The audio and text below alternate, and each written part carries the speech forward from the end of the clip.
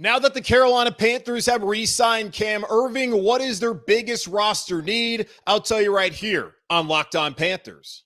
You are Locked On Panthers, your daily Carolina Panthers podcast. Part of the Locked On Podcast Network, your team every day.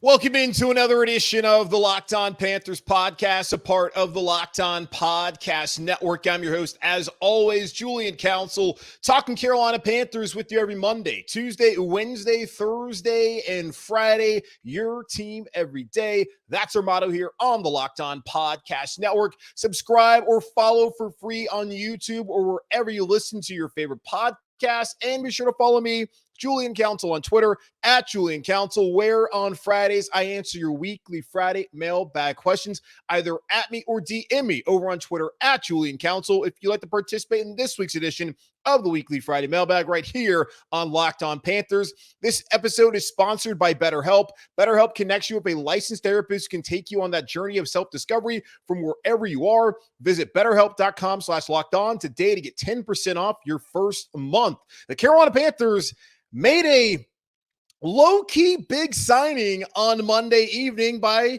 bringing back Cam Erving to be their swing tackle. And I say it's low-key big because the Carolina Panthers had very few remaining needs post-NFL draft. One of them, and maybe the most glaring, was the lack of a backup tackle. And now Cameron Erving provides that for the Carolina Panthers. Edge rusher, it's still a need. And I would say that it's the Carolina Panthers' most pressing need at this point in time. And really the final box I need them to check this offseason to feel really good about this football team heading into 2023. And don't get me wrong, I already feel great about them with Frank Reich, this new coaching staff, getting Bryce Young, some of the free agents that they've signed.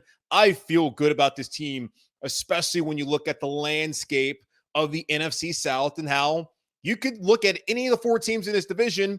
You could say they can win the NFC South. It is wide open. But the Carolina Panthers with Bryce Young are in the best position, in my opinion, moving forward, because I believe in time we'll find out that they have the quarterback situation figured out. They will be in shape, where the Falcons, Desmond Ridder, we'll see. New Orleans, Derek Carr, a couple years. We kind of already know who he is at this point. And then the Buccaneers, okay, Baker Mayfield, Kyle Trask, or I guess we found out on Tuesday, John Wolford. So that holy triumph of crap, good luck with that here in Tampa Bay, or there in Tampa Bay. So yeah, good luck, Tampa Bay Buccaneers. But the Carolina Panthers signing Cam Erving, actually, I thought was a very important signing. I was concerned about the depth chart there with the offensive line heading into the draft. Felt like they needed to go out there and draft tackle. Instead, they took Chandler Zavala out of NC State there in the fourth round, which I do think is a good move for the Panthers. And you look at the depth chart now, you got Ike Ekwonu, you got Brady Christensen, Bradley Bozeman, Austin Corbett, Taylor Moton. Those are your starting five. And you have to be very excited about every single one of those guys. Then you think about a guy like Cade Mays, who can come in and start right guard when Austin Corbett out for the beginning of the season. You got Justin McCray, who comes in as a veteran, having followed James Campen all over the NFL and every stop that Campen has been at. He can come in, he can play guard, he could play center, and that was a position the Carolina Panthers need to fulfill in free agency, especially after they let go of Pat Elflein. So he gives you that kind of versatility, and he has a good relationship with the offensive line coach. Again, Zavala, who can compete, maybe back up Brady Christensen. We'll see. And before they brought back Cam Erving, it was Larnell Coleman as the veteran,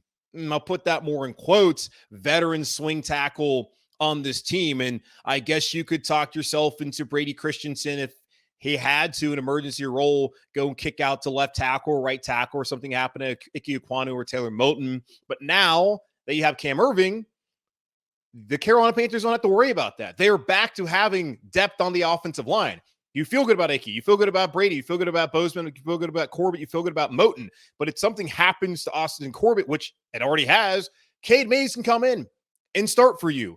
Justin McCray can come in and start for you if something happens to Bradley Bozeman. Chandler Zavala can come in and start for you if something happens with Brady Christensen. Cam Erving can come in and start for you if something happens to Ike Ekwonu and Taylor Moton. And say something happens to both tackles, Christensen can kick out, be a tackle, and you can start Cam Erving. It's not an ideal situation, but you have guys who have started games in the NFL in your two deep now on the offensive line. Like, that is exactly what you're looking for here in Carolina. You had a strong offensive line unit. You'll let go of a couple guys. It looked like Erving wasn't going to come back. We know that Elfline's gone. They had to bring in some other players, and they've done that. You're going to elevate a guy like Cade Mays. You brought in a Justin McCray. You drafted a Chandler Zavala, and now you brought back Cam Erving. You got those 9. Like, that's your offensive line with the starters: Icky, Brady, Bradley, Corbett, Moton, then Cade Mays, Justin McCray, Chandler Zavala, Cam Erving. Like, those are your 9 offensive linemen that you are going to go into the season feeling very comfortable about. And I had someone ask me, I don't understand the move for Cam Erving. Is like, he's coming in to be your swing tackle. He's coming in to be that veteran presence that you need in the second team, in the background. That's what Cam Erving provides. And when you look at it now, being re-signed on May 8th, opposed to 2 years ago when he was originally signing Carolina, that was a terrible move because Cam Erving was brought in here to be a starter. But when you bring back Cam Erving, when you already have a relationship with him, to be a swing tackle, to be a backup, that is a smart move by the Carolina Panthers. So I am happy that Cam Erving is back here in Carolina because Cam Erving is here to play a role, and the role is as a backup, not a starter. If this was 2021 and the Panthers had the same situation they had back then, I would be upset. But because it's 2023 and they have overturned and overhauled this entire offensive line group, I feel good about it, and you should feel good about it as far as it pertains to Cam Erving coming to Carolina and looking at those top 9 offensive linemen that are now in that room. So now that the Panthers have gone out and brought in a veteran swing tackle, you can cross off that as far as needs during the offseason. There is one pressing need remaining here in Carolina, and that is a veteran edge rusher. You saw what they did in the draft. You like the prospect and potential of DJ Johnson, I guess, even though he's 25. But the Panthers have taken a risk the last 2 years on Barno and DJ Johnson. They want to develop them. They did not go out there and bring in a veteran edge rusher a year ago, which I felt like they should have done. Let's talk more about those veteran edge rushers that are available and what the Carolina Panthers currently have here on the roster heading into OTAs and the rest of this offseason program. We'll talk about that here in just a moment on Locked On Panthers.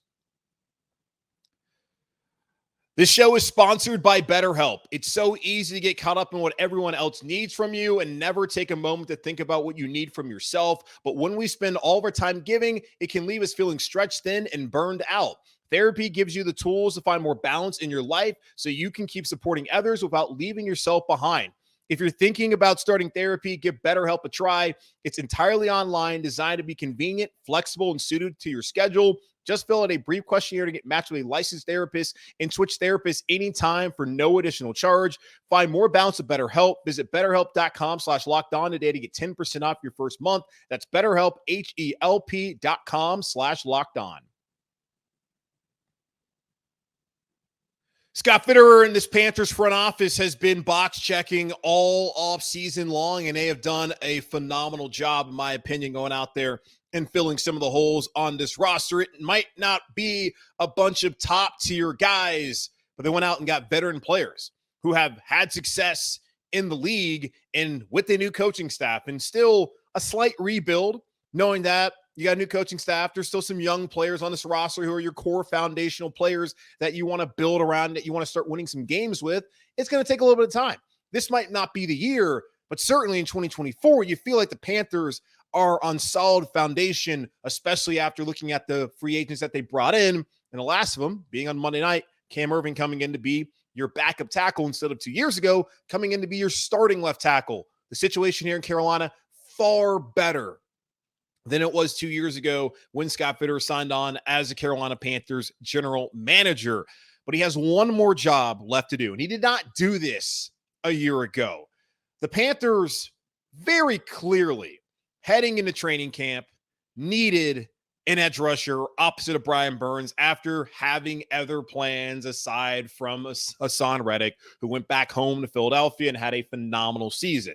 Now, the Panthers probably also understood that they're going to pay Brian Burns at some point in time, and can they afford to pay Hassan Reddick, who had an awesome season, and Brian Burns, both top dollar to be edge rushers in the NFL. Some teams have found a way to do it, and a cap is not real. It's a myth, as a lot of people like to say, and we've seen teams maneuver around it, and the Carolina Panthers have been a team that has found a way to do that as well. You really look at New Orleans and what the Saints do annually, how they're in cap hell, and somehow they're able to get under it and then still bring in good players. But we've seen the New Orleans Saints lose a lot of great players, especially defensively.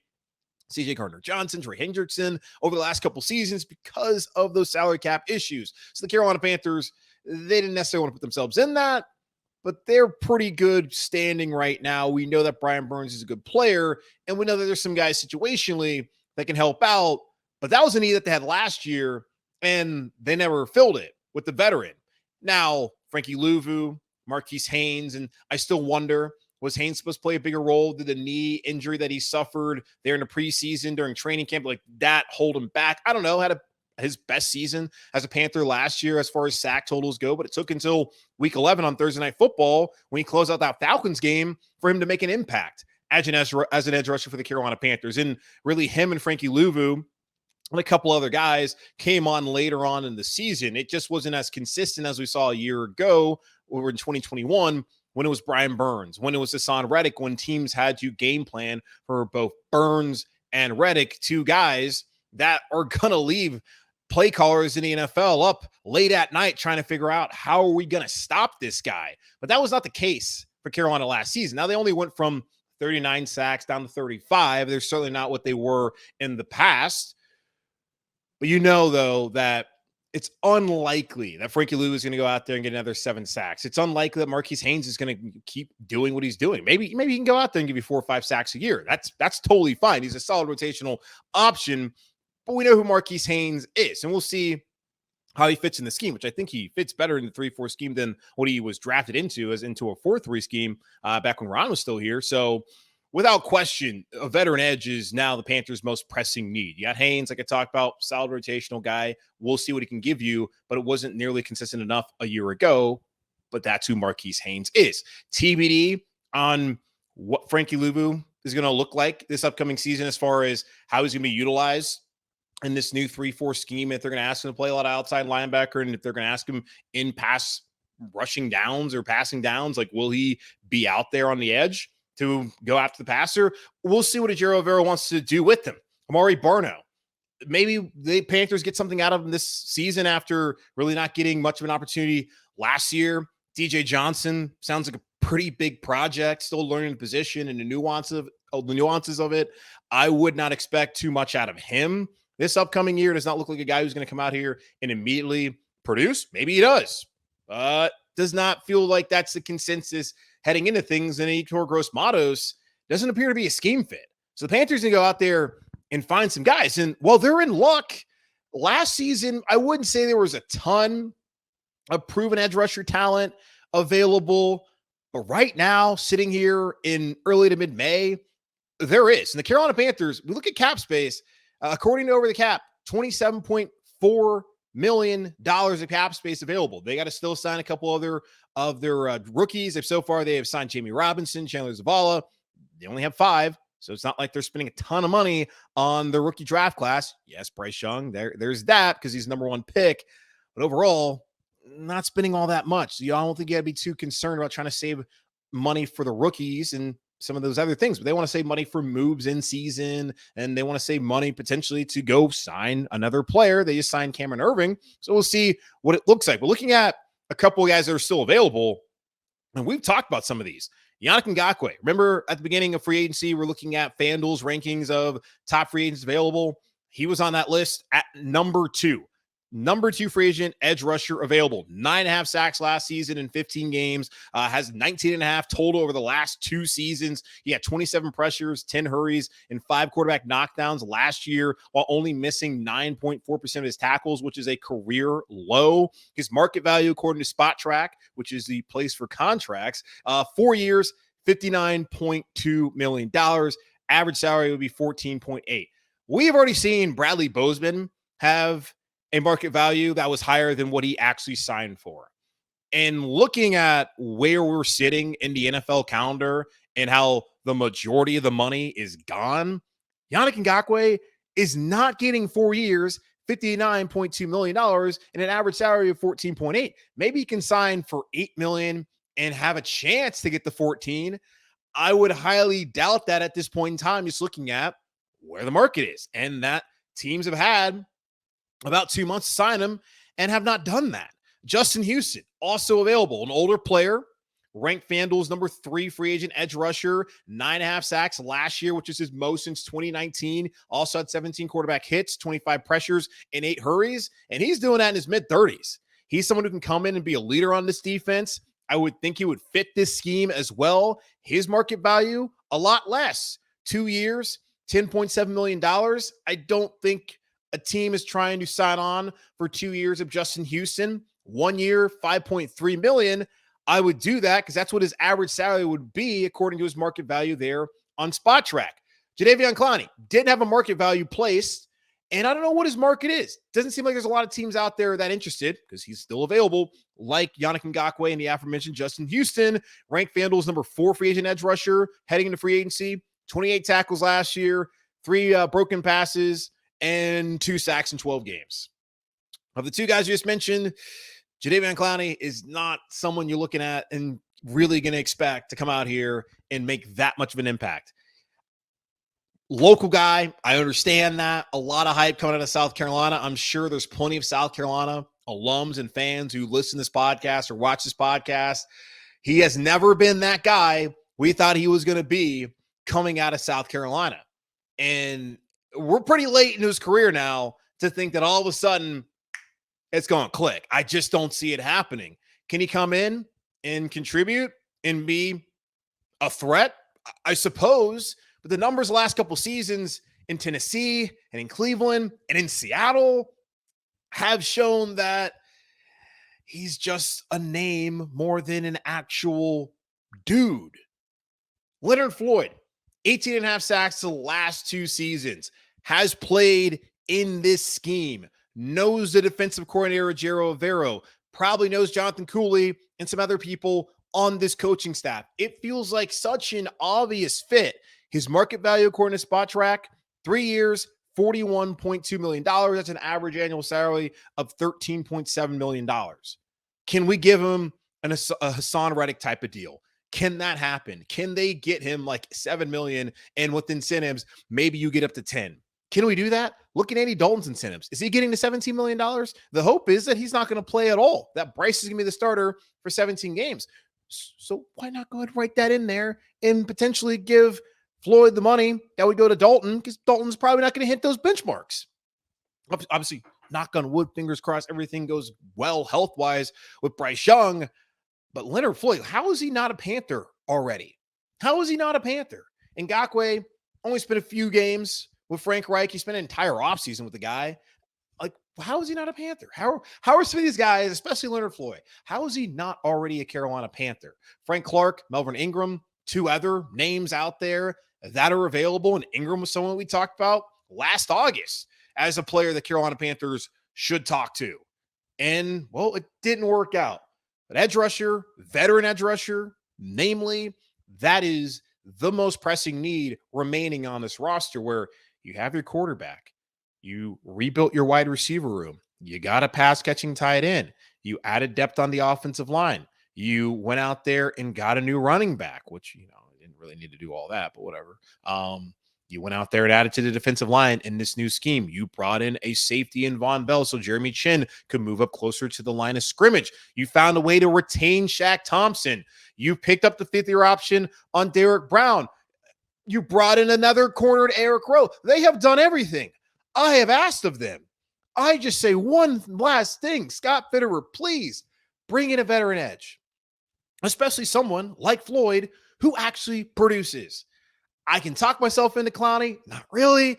I'll do it because whatever, hope it works out.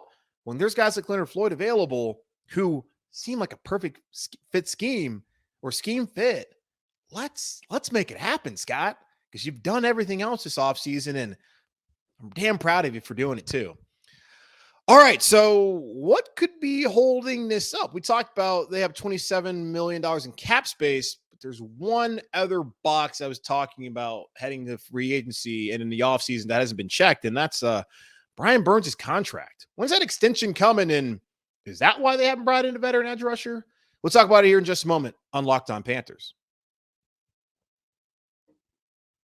It became obvious last fall when the Carolina Panthers refused to actually go through with a fire sale that a lot of people in the NFL were thinking was going to happen when they said, you know what, 2 first-round picks for Brian Burns, we're good. Then earlier this spring, when I guess spring really technically wasn't there yet on March 10th, but you understand what I'm trying to say. But earlier, about 2 months ago, when they traded up to number 1 with the Chicago Bears, they said, no, we're good. We're keeping Brian Burns. They also said they're going to keep Derek Brown, and we saw what happened last week where they decided to exercise that 5th-year option. Brian Burns, it's very clear he's a guy about to get paid here in Carolina. Scott Fitter has already said it. Burns is going to be here. Those were his exact words. Burns is going to be here. And he talked about he's going to talk to Brian Burns' agent. They're going to work something out. He told us a couple months ago that likely sometime after the draft, and even 2 Saturdays ago, whenever the draft is over, he said, yeah, we'll probably start having those conversations now that the draft is over. And they got to negotiate with Bryce Young's agent and the other, and DJ Johnson, Jonathan Mingo, their agents as well, and get that figured out. And like I said, to talk to Cam Erving's agent, there's other people out there. But really, Brian Burns, outside of Bryce Young, which I don't too concerned about that. I think he'll be there. I guess rookie minicamp's coming up this week, so I assume he would have to get, I don't know. Has Anthony Richardson even signed his deal yet? He was out there this past week for the Colts ones. I don't know if that really matters right now. But either way, back to Brian Burns. He's someone that you think, like, let's get this deal done. And when I bring up a veteran edge rusher, we look at those market values. Floyd, $13.7 million average. Justin Houston, 5.3 average, which feels very doable. Yannick Ngakoue, $14.8 million average value. I don't know what Jadeveon Clowney is looking for. I don't know what Frank Clark or Melvin Ingram are looking for either. When you look at those numbers, it's going to be less than that. As I mentioned earlier, with Bradley Bozeman. Bozeman was supposed to get like $13 million a year, according to Spot Track, and he ended up getting, 6? So I don't know how reliable of a tool that really is. I mean, that's just a website projecting what they think might happen. And I'm sure there's other websites that do that as well. But the market is whatever the league and teams are willing to pay you. And teams in the league have not been willing to pay any of those guys that much money. But how about Brian Burns? Because his market value, I think I would buy into that a little bit more than I would buy into the market value of a guy like Yannick Ngakoue, who's, again, 4 years, $59 million, where Brian Burns is 4 years, $73.3 million, and that's $18.3 million annually. He's going to get the money. He's going to get a massive bag. I don't know, is he waiting for a guy like Nick Bosa to sign a big deal to try and figure out where his market should be? Is Nick Bosa, vice versa, waiting to see Brian Burns sign a deal because he's like, hey, Burns got that. Look at the benchmarks I've hit. I deserve more. I don't know what it is. Panthers have, no, I don't. Well, no, they don't have it. No, never mind. Excuse me. It's not a franchise tag, so they don't have it until the 15th. They're good. 15th of July was, I was thinking, like with Taylor Moton a year ago. They're good as far as that goes. I'm just wondering, like, are they just waiting to get Burns done? And then once they figure out how much it's going to cost of Burns, and it's $16 million right now with his 5th-year option. Like, that's the salary cap hit. Are they thinking, okay, let's sign Bryce Young, let's sign the other 2 rookies, let's go out there, bring in Cam Erving, we'll negotiate some other people out there that we might be interested in, and then we'll kind of circle back on Burns, where they might think that, okay, if we do sign Burns, we can go out there and give him a boatload of cash on the front end and get that cap number down from 16. And does that then in turn open up money to where, hey, now we can afford Leonard Floyd for what he's looking for. We can afford Yannick Ngakoue for what he's looking for. Jadeveon Clowney, Frank Clark, Melvin Ingram, one of those guys, they could possibly afford one of them at the value that they believe is their actual market value and what they're worth. That's the only thing I could think of right now, other than maybe it's just not a priority to them currently. And Scott did say that another edge rusher. I can't sit here and honestly believe that he thinks that DJ Johnson fulfills what he was talking about. Maybe it does. Or maybe he does, rather. He's a person. Maybe he does. Just, I don't see that. After last year, Scott, smart guy, you got to think that he's not trying to do what they did again last season where they didn't have anyone opposite of Burns. And the by committee approach, while it was necessary, and Frank Reich says that they can find a starter. Yeah, by default, yes, obviously you can find a starter there at 3-4, but is there someone who truly is a starting outside linebacker or edge rusher in this defense other than Brian Burns? I would say no. There are guys out there like we talked about here on the show and in the past who are available. Are you just waiting for Burns to get paid, open up some space, and then make it happen? Because if you're not, again, what are we waiting for? But I trust you, Scott Fitter. I trust the front office. I think they've done a damn good job so far this offseason, checking all those boxes that we've been talking about here the last couple of months. All right, that's going to wrap up this edition of the Locked On Panthers podcast, a part of the Locked On Podcast Network, hosted by yours truly, Julian Council. Again, y'all subscribe or follow the show for free on YouTube or wherever you listen to your podcast. And be sure to follow me on Twitter at Julian Council, where on Fridays I will be back to answer your weekly Friday mailbag questions, either at me or DM me to get those questions in. In the meantime, be safe, be happy, be whole. As always, keep pounding. And I'll talk to y'all on Thursday.